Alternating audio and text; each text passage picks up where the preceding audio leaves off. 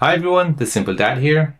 In this video, I'll show you how to send a voice message on your Samsung S25 Ultra. So on your Samsung S25 Ultra, it lets you record and send audio clips directly from your Samsung Messages app with crystal clarity. So let me show you how to do this. So first, you want to go ahead and open up the Message app. Now go to the person where you want to send the message. So for example, this one here. Now to send an audio message, you'll see this audio icon here. Tap on this. And now you want to go ahead and tap on the microphone to record your voice. So this will now start recording your voice. As you can see, there's a counter there. You can even turn on voice cancellation.